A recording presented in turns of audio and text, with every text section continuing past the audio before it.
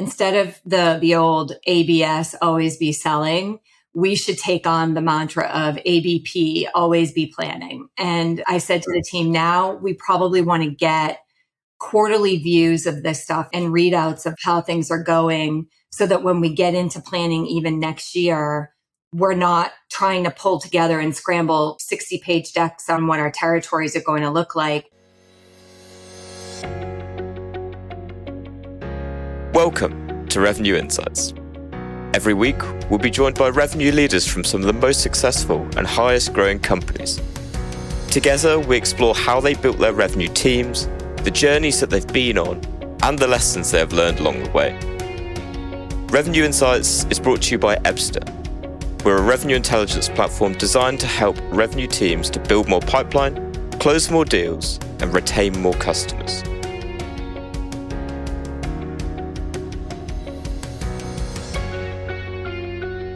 Hello, and welcome to this week's episode of the Revenue Insights podcast. Today, I'm joined by Kimberley Haley. She's the Vice President of Revenue Operations over at Talend. There, she has spent the past 2 years overseeing all go-to-market operational functions, having previously worked at SimilarWeb and Dun & Bradstreet. Kimberley, it's wonderful to meet you. Hi, great to be here. Good to see you. Finally, at last, we connect. Yeah, we've been trying to do this for the past month, 2 months, I think, and owing to us going to events and I think you being in the midst of annual planning, it's finally come around. And actually, that's probably something that we're going to dive into a little bit more today. Yeah. Before we get into it though, Kimberley, I'd love to know a little bit more about your story and how you've got to where you are today. Sure. Well, my story is probably similar to a lot of revenue operations leaders where it was not one linear path. It kind of was a little bit more like this, where it included a lot of different roles in different cities.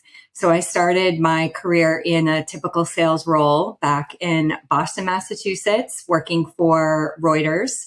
And then I moved out to San Francisco and took on more of a customer success type position. And then I had that just, I think it was more of a personal goal to live abroad. I had, the desire to move to London, personal desire to move to London. And so I was fortunate enough to get a customer success type role right around the corner from you at Thomson Reuters. And then it was just kind of happenstance that I stumbled into sales ops at that time because we were rolling out Salesforce here in London or there in London, and they needed some assistance on the customer success side. So I put my hand up and said, sure, I'll help out. And that started the journey through sales operations. So it was first Salesforce rollout, then Salesforce metrics, and then reporting on that. And then all of a sudden it was, we need to redo our pricing model and manage our discounting. Can you help us with that? And so then that kind of rolled into more of a commercial operations deal desk role. And it just sort of evolves from there. And I think that's how a lot of people take on their revenue operations career, that they just sort of get some experience. And then lo and behold, you've had a little enablement, a little sales operations, a little bit of deal desk, and you have now a revenue operations organization. So that's kind of been my path. I left Reuters when I moved back to New York and then went to a smaller startup, a SaaS-based startup, and kind of took that journey from there. So it's been a little circuitous, but here we are. It sounds a lot like many marketers that I meet in the sense of they just seem to fall into it, right? And then you go on a pretty crazy journey from there, right? Yeah. So getting to where you are today at Talend, and we kind of alluded to it at the beginning, I think something that's super relevant around this time of year is obviously annual planning, preparing go-to-market strategies for next year. It'd be great to hear a little bit more around what your annual planning process looks like. And what I'd be interested to know is perhaps 3 kind of core parts that go into that planning process. Sure. And I would say, since I joined 2 years ago, it's definitely evolved. And that partly, I think, is we have some learnings from the year before and we've kind of applied them. And then the second thing is we're now a private company. And I think maybe public and private potentially approach planning a little bit differently. But I would say overall, I've been through the tops down planning, the bottoms up planning. This year, we're trying a zero-based budget planning, which is basically you're starting from scratch at the beginning of the year, and you make no assumptions that what funding you had last year you get again this year, and you build business cases towards what you need, which has been really, really interesting because we all get a chance to hear from the product organization, the sales organization, the marketing organization, our engineering team, all of the funding asks that everyone has so that you can really understand how the entire business needs to be run. And I have to say, some of my requests after I heard say what product was requesting, I was thinking, maybe mine is not as important as theirs because that's going to drive revenue a little bit more directly than some of the asks that I have. And so it helps you actually have a better view holistically of what's going to get prioritized and why. And then you can go back and help your team understand that as well. So I think that was a really big change that we had this year that I thought was very fruitful. One thing I also learned that I was talking to my team about was by the time people start asking us in revenue operations for data, which is about the August timeframe, it's too late. So I said to them, instead of the old ABS, always be selling, we should take on the mantra of ABP, always be planning. And I said to the team, now we probably want to get quarterly views of this stuff and readouts of how things are going so that when we get into planning even next year, we're not trying to pull together and scramble, 60-page decks on what our territories are going to look like. But we have a one-page view because we've been monitoring it all the way through the year. So I think that's my other big learning from this year is that you really want to be planning in advance and anticipating what is going to happen so that when you get into planning, it's not too late. You're kind of on the forefront. The concept of zero-based budgeting is really interesting, and I'd like to dive into it a little bit more because I'd be interested to know what was the motive for it. You kind of talked a little bit more around what it is, but I'm curious to know, why you made the decision to try out zero-based budgeting and also like what that process looked like in terms of starting to use it as part of your annual planning process. Yeah. What the big why is because we previously, like many other companies probably, had the other typical planning process where we were handed essentially an expense envelope, and then we had to fit within that. And that included your quota carrying reps. And then you had to figure out your support roles on top of that. And that got really difficult because it wasn't strategic enough for us to think, where should we put the reps? Where are we going to get growth? What kind of growth are we going to get from different theaters? And then what support roles do you really need? What's critical? For example, are we going to be selling more using an indirect channel or a direct channel? And if we hadn't gone through this process this year, we wouldn't have thought through the funding we might need for an indirect channel, like enablement for our partners. That's critical. That's a role that we really need if we're going to be leaning in more to the indirect channel method. And so if we hadn't gone through the zero-based budgeting, we would have never thought through more strategically what we need to do. So that was the real reasoning for it. And the process was great because we all got the same template. Every group got a template. And it was about, are you saving costs? Like a value-based discussion. Are you saving costs? Are you generating revenue? Are you mitigating risk? The three value drivers that every company should be thinking about. And we all had to complete that and then just strategically think about why we actually are asking for this resource or this tech piece of the tech stack and what it's going to drive. And so it was a lot more strategic than last year, which has been great. It sounds a lot like I had a guest on, Sunny Kumar, the other week, and he was talking about a mental model which was going back to basics, and it sounds very similar along those lines of often, particularly in larger businesses, you've got all these costs coming in and going out, and often it's why are we spending the money on this, and what value are we actually getting from it? It sounds like, correct if I'm wrong, that's the process that you've already gone through of scrutinizing, what's going in, what's coming out, what value you're getting from it. And so that's obviously gone into your planning for this year. Is there anything that has really stood out from that process that, really stood out to you of, oh my God, why are we allocating budget here? I mean, when in fact it should have been going over here. Yes. And I would say there has been a really healthy conversation around the balance of innovation.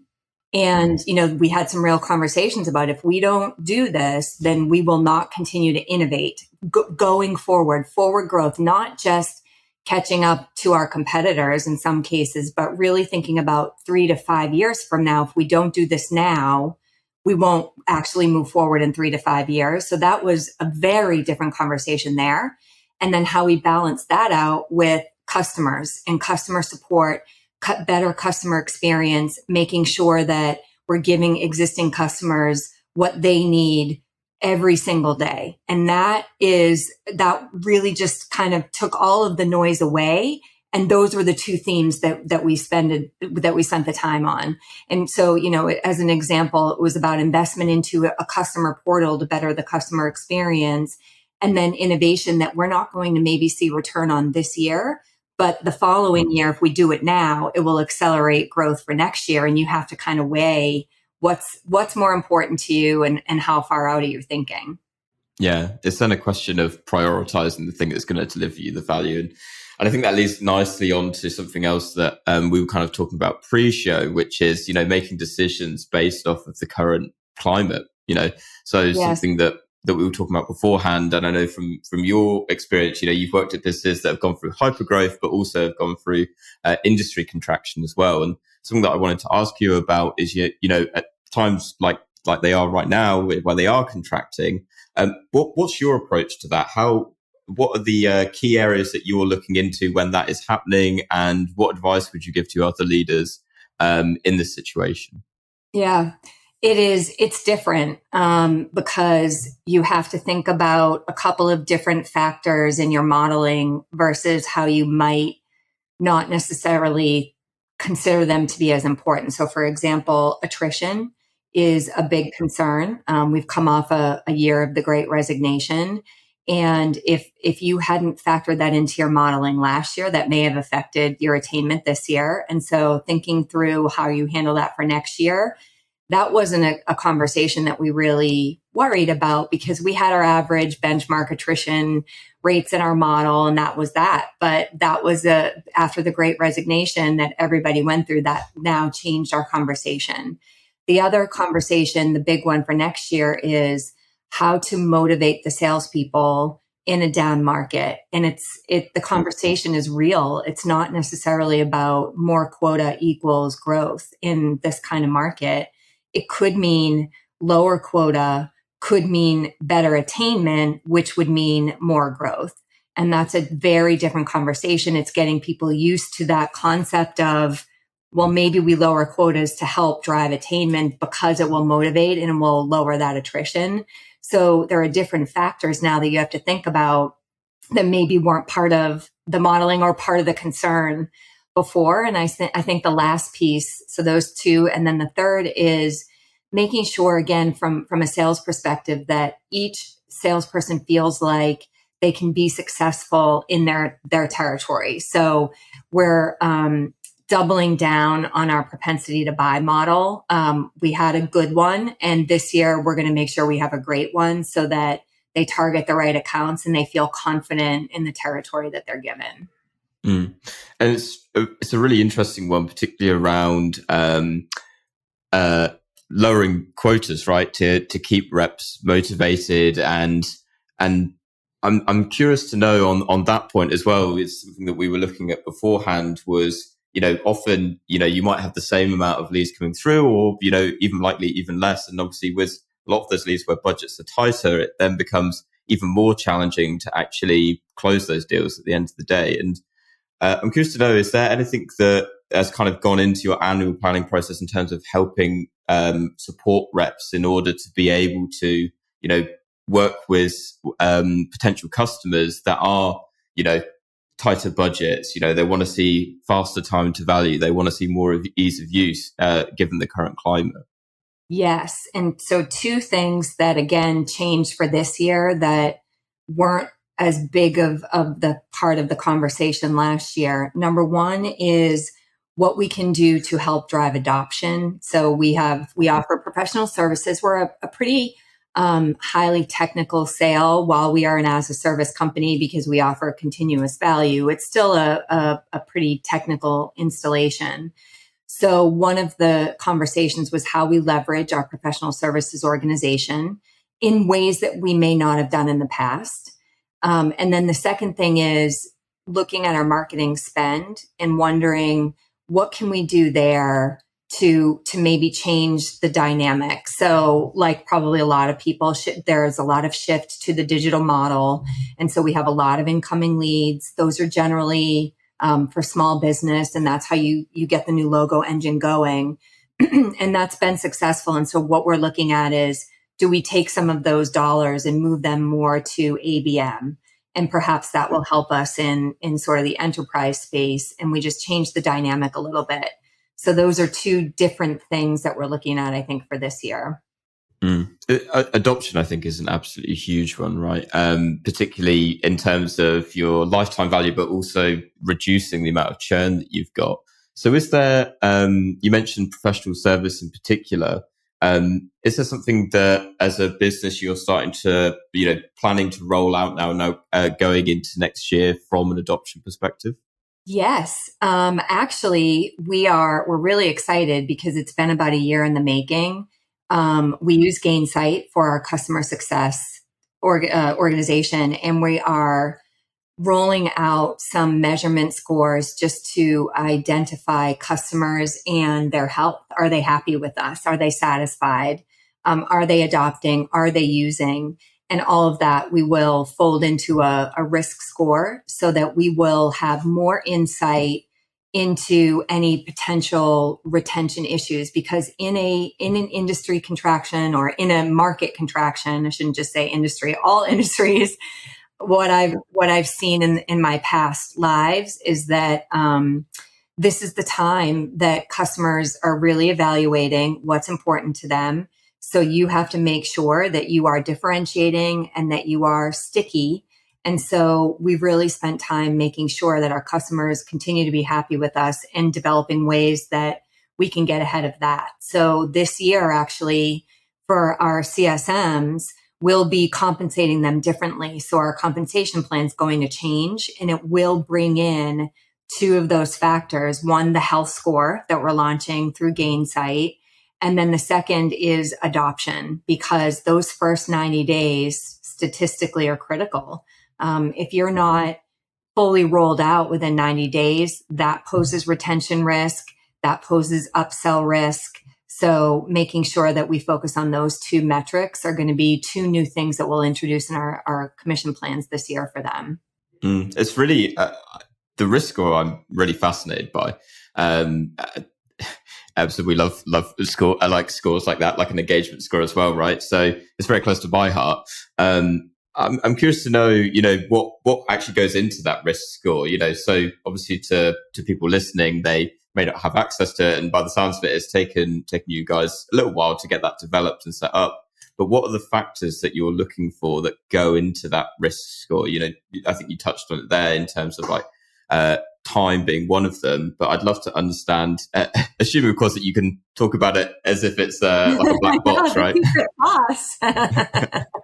Yes, and I will say one thing that I've learned is that it is evolutionary. So you have to start it. That's my first learning from this year, is that if you don't put one metric in there, then you'll never get started. But then the health of the health score gets better the more metrics you add.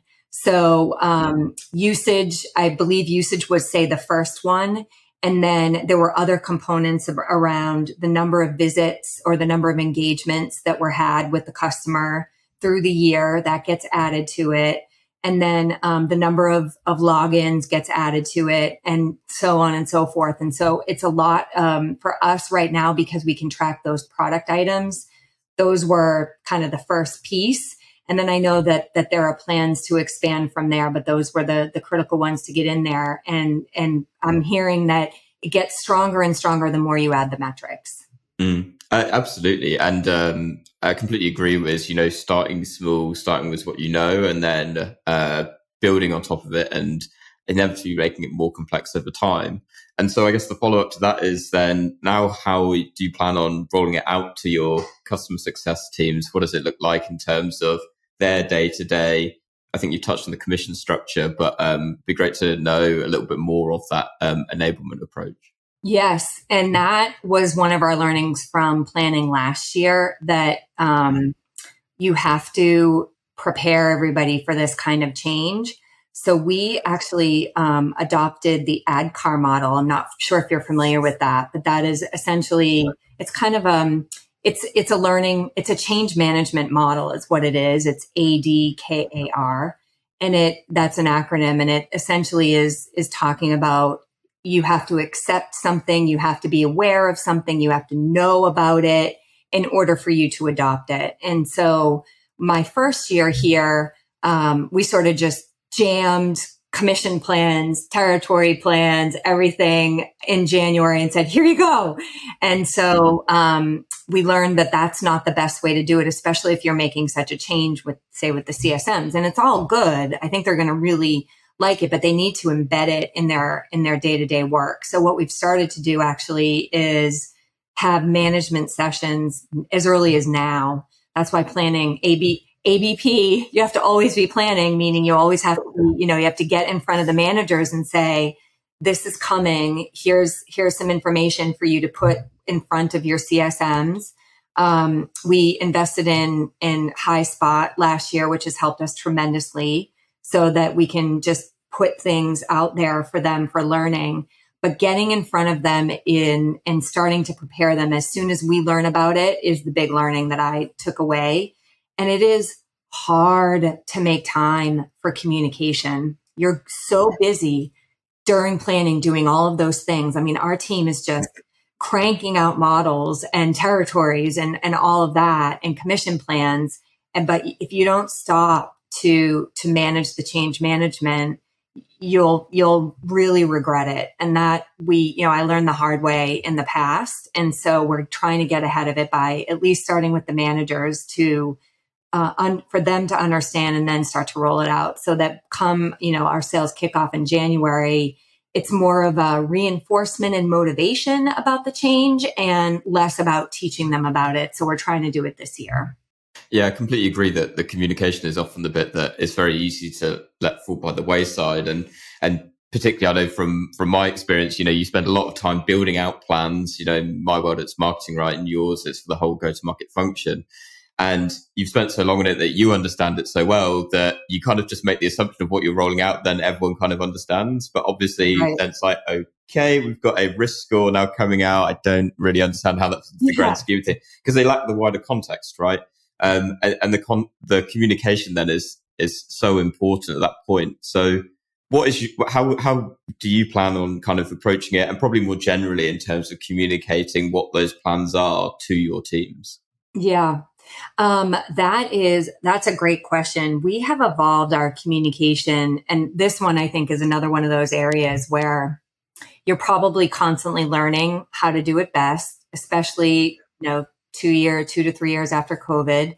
The ways that you may have communicated before don't work anymore, because people are tired of the longer Zoom sessions, etc.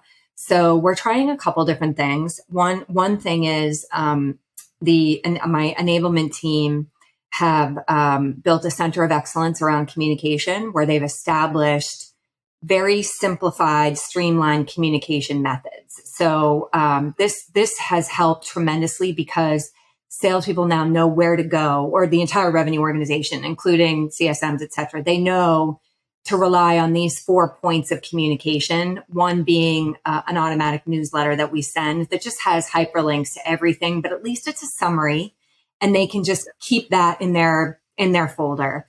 And then the second thing is, as I mentioned, we invested in HighSpot last year, which just houses everything. So we've had to be pretty rigid about taking things out of Salesforce, putting it in HighSpot. HighSpot has to be the place that everything lives, because you can update it, and just to know that you don't have to store it on your desktop anymore. It's right there.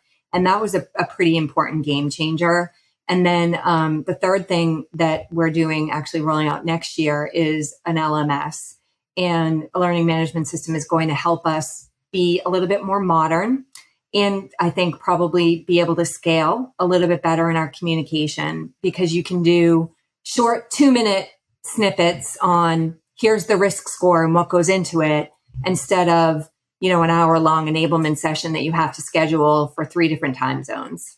So something that I'm really keen to pick up, actually, that I made a note of when you were talking earlier, you were talking about the compensation scheme for your customer success teams. And actually, something that we kind of touched on beforehand was commission structures for AEs as well. And obviously, as part of, keeping them motivated, obviously, commission is a huge part of that. Appreciate that you might not be able to talk like specifics of kind of what you're looking at going into your next financial year, but how are you kind of looking at those commission structures with the current climate in mind, and potentially lower quotas, and what role is that really playing in how you're planning? Yeah.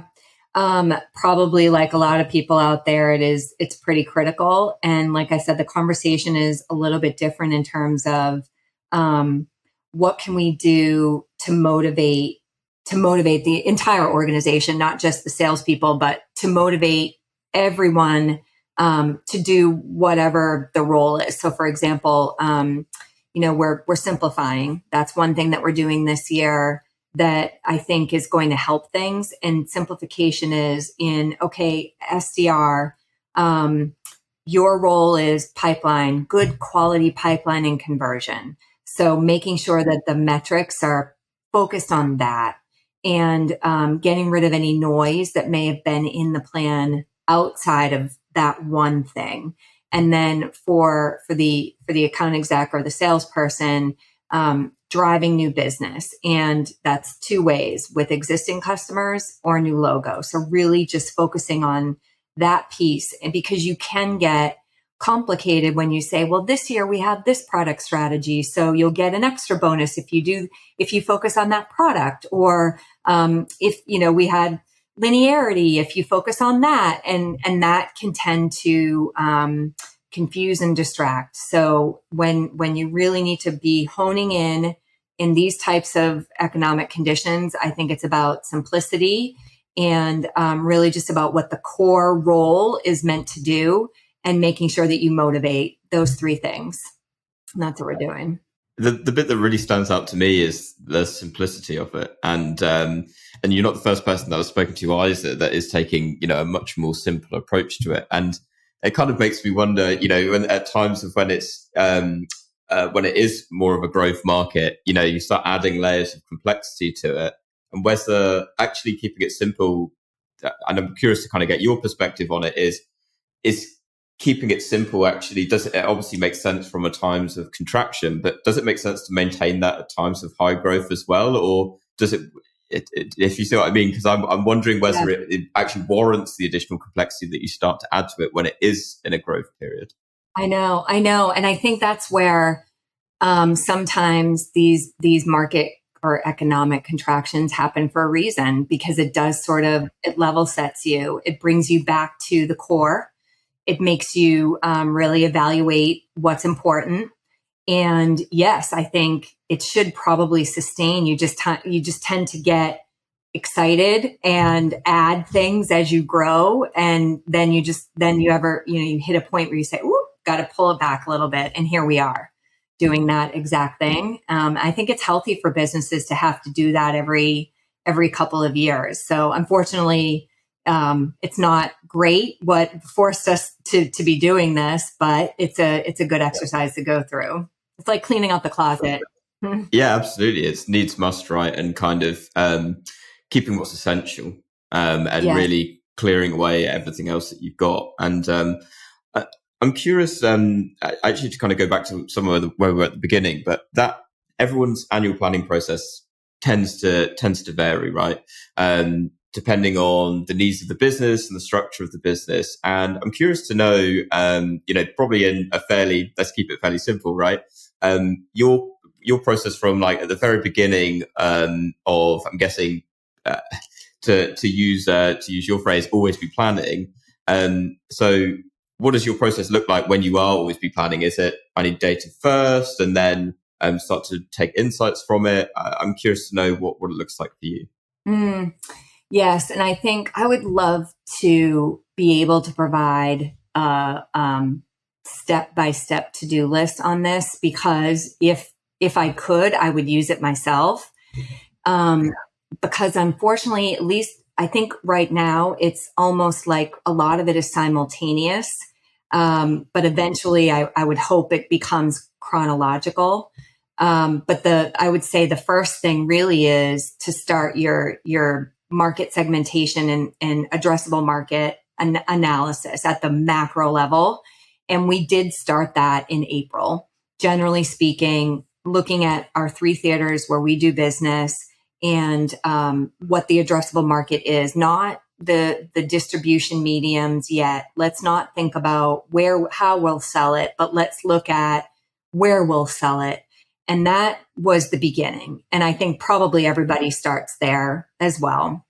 And then moving into the things that you can constantly track in the revenue operations team, that gets a little bit more specific to the revenue organization. So you kind of like a big general, and then you get a bit more specific into how is the performance by the different distribution methods, direct sale, indirect sale, what territories are performing better than others, how much new business versus existing business is each territory selling, what's the account penetration, what prospects, are there types of prospects that they tend to hit, because that will tell us if we should be capitalizing on some sales plays.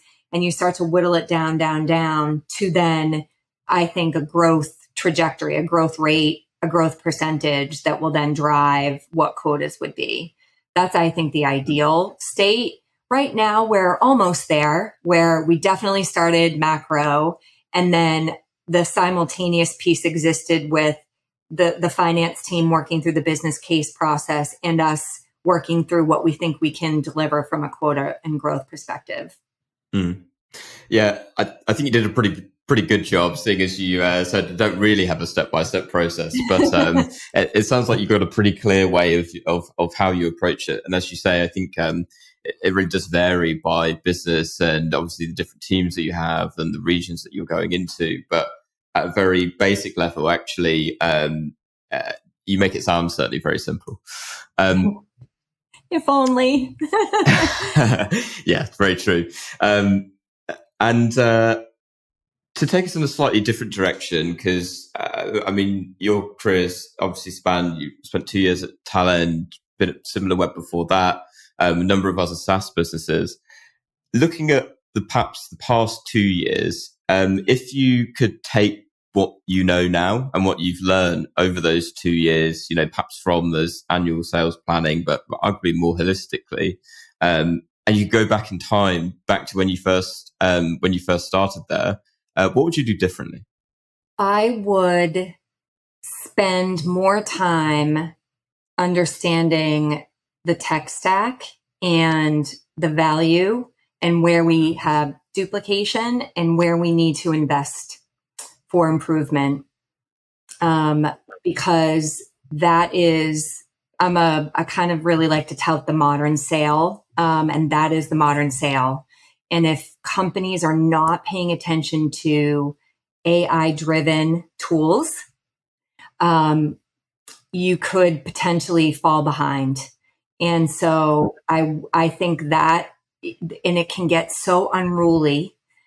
And I think we're at an inflection point right now in revenue operations where there is a role to be created. I'm sure a lot of people, like our organization, we have a couple of people devoted to the tech stack, but I'm not even sure that we've got it quite right in terms of measuring value, being able to evaluate, having the time to evaluate the most modern AI-driven tools. You need someone to stay on top of that while making sure that your CRM is clean and easy and efficient for the teams to use it like a CRM, and then making sure your customer portals and your customer communication methods are all efficient as well. It's going to drive the full customer journey. And I think looking back, it was one of those things that we, looked at renewals and we just kind of got it off the plate. But I would really probably, looking back, spend more time on that. And that's what we're going to try and do next year, is put a strategy around the tech stack. It's getting a little bit out of hand. Yeah, and it's an ongoing battle as well, right? Because the more tech that you add in, the more tech debt that you have, the more complicated it becomes. And by the sounds of it, you should probably take a similar approach to it, to like your zero-based budgeting, right? Of going back to the root cause of it and the root situation of, what do we have? Who's using it? Are we actually getting value out of it? Obviously, the challenge becomes, is it cause or effect? And often it's hard to attribute, the numbers that you've got to tech that you've already got. So what I was thinking was, customers are doing it too, right? I mean, this is what they're probably doing with our services. So we all have to. I think that's a great point. Is following that same zero-based budgeting approach to that, and maybe that's a way to sort of get it under control for sure. And that's what customers are doing with any service that they have probably next year too. They have to find the value of it. So if we're all conscious of it. Well, I know it's a challenge for a lot of our audience as well. A lot of people that I speak to. So once you've cracked it, we'll get you back on the podcast so you can tell us all about it. This sounds good. So last question, Kimberley. I'd love to know what would be the one book that you would recommend to other revenue leaders? Yes. I've been thinking about this one, and I think you can go in a couple different directions, right? You can go down the, what's the best reporting metrics type book. But I was thinking about the evolution of the revenue operations role, and especially during planning. So this is a bit of a thematic book that I'm going to tee up. What I realized is that this revenue operations role is it's kind of the central point to so many things during the planning process. And if you're not agile and nimble, you can tend to get too wrapped up in a particular direction and not be successful. But you also have to sort of take a step back and be unbiased and fair and balanced to every part of the organization. So I was thinking through in my past lives, what book helped me get there. And my book is, my recommendation, I have it right here, is the Sink, Float, or Swim book, because it is all about sustaining your leadership, like what you can do to take care of yourself, how you can stand out as a leader. So it's sort of like personal, taking care of yourself, and then professionally, what you can do to get ahead. And it just gives you some really good snippets about making sure that you can have a 12-hour day as long as you take time for yourself, but then also how to approach meetings most efficiently to be most productive, because we're the central point of a lot of things when it comes to planning. So we have to be able to be there and be present and be productive for everybody. So there's a lot on our shoulders. So we have to take care of ourselves. That's a wonderful recommendation. I'll be sure to include a link down to the show notes. So I know you've just held it up to the cameras, and I'm conscious that anyone listening to Apple Podcasts or Spotify, wait, I can't see the cover of it. So we'll include a link in the show notes so they can go and find it. Great. Kimberley, it's been so wonderful to have you on the podcast. At long last, we finally made it happen. If anyone wants to connect with you, learn more about what you're doing over at Talend, where can they connect with you? Please, my contact information is on my LinkedIn profile, Kimberley Haley. Mm-hmm. Wonderful. And we'll put that in the show notes as well, so they can easily find you. Yes, as I say, it's been fantastic to have you on. Thank you so much. If you're back in our neck of the woods in London at any point, it'd be wonderful to meet up, and maybe we can do round 2 of this in person. That sounds great. Yes, at the Griffin conference room 2, as we used to call it. Exactly. Kimberley, thank you so much. And to everyone that's listened to this week's episode, it's been wonderful to have you listening. We'll see you next week.